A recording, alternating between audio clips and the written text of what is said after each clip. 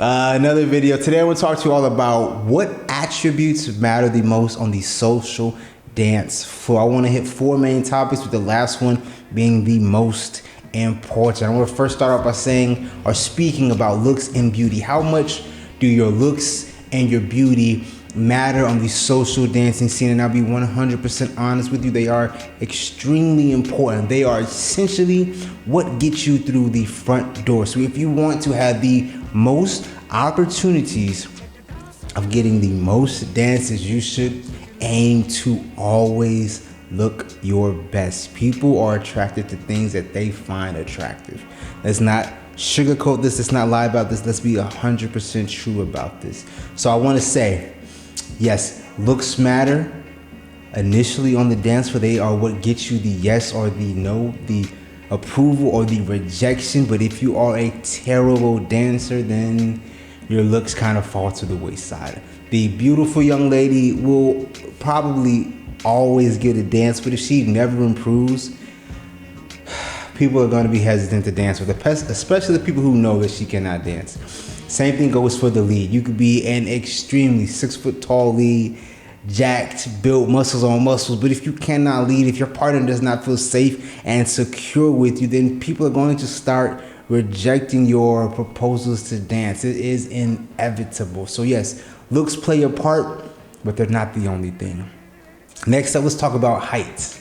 And this goes out for my leads out there. I am 5'7", so I am not 6 foot tall, unfortunately. So people may think or like to assume that height plays a huge impact on how you're perceived, on what you're able to do. I want to counteract that. I want to push against that.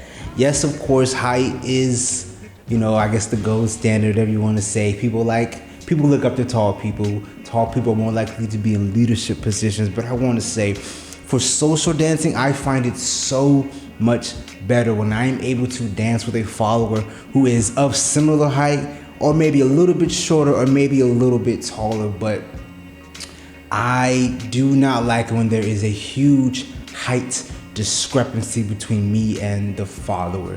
And I want to say, I think I can confidently say that the same goes for a tall leader or a tall follower. When you are a tall leader and your follower, if you're 6 foot tall and your follower is 5'4",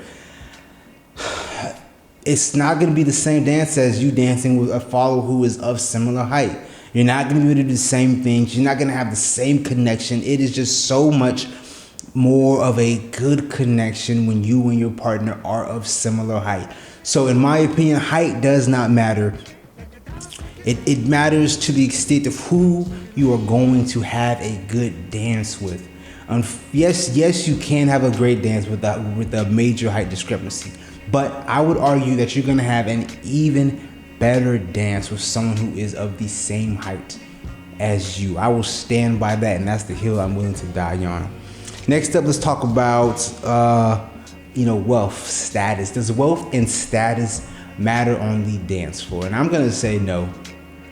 People may use you for drinks or for a good time, but on the social dance floor, wealth and status kind of falls to the wayside, because people are going there 80% of the time to dance and have a good time. Of course, the other 20% is for another plethora of reasons that we could get into, but for the most part, people go out social dancing to dance. And I don't really get the social dancing scene. When I say social dancing scene, I mean salsa, bachata, kizomba, Brazilian zouk, and that's what I'll speak on. Those social dances, I don't think those are environments where people are out to flex and show off their money, show off their wealth. Instead, in my opinion, people flex in a different manner, and that is their dancing abilities, their dancing skill level. And that leads me to my final topic, and what I believe ultimately matters the most on the social dancing floor for both leads and followers, and that is your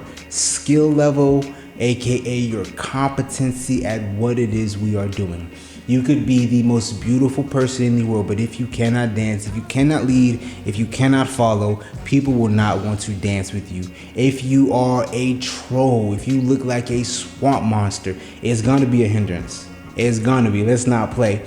But if you look like that, but you're an amazing lead, an amazing follow, people will be able to look over that. And so what you should hear, what you should take away from this is that you don't have to be on one end of the spectrum. You don't have to be absolutely beautiful.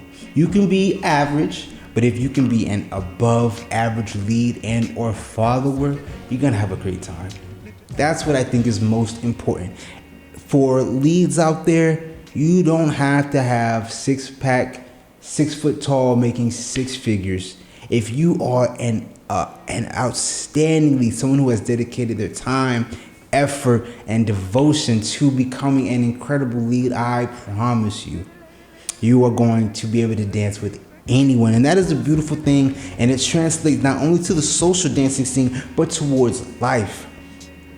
If you are competent in what you do, you will be greatly rewarded. And that's something that I'm focusing on myself, man. Trying to become competent. And like I said, this goes for leads and followers. So my followers out there, you don't have to be an Instagram model, Facebook model. You don't have to be like that, look like that. If you are a great follower who knows how to follow the leader, has great style, great connection, is in a good, cheerful mood, oh my goodness. I want to dance with you. I want to dance with you all the time because I feed off of that energy as a leader, and it's reciprocal. If I'm in a negative mood and not in a good mood, how can I expect my follower to be in a good mood? And if my follower is in a bad mood, how can she expect the leader to be in a good mood? So we feed off of each other, man. Yeah, these are just my thoughts and opinions on this, man. If I had to rank them in a hierarchy, what matters most? Number 1 would be skill level competency. Number 2 would be looks and beauty. Number 3 would be height. Number 4 would be wealth or your status. In fact, number 1 would be competency. Number 2 would be competency. Number 3 would be competency. And number 4 would be looks and beauty. These are just my thoughts and opinions on this. Let me know what y'all think about this, man. What other attributes do you think play a role in the social dancing scene? Let me know what y'all think.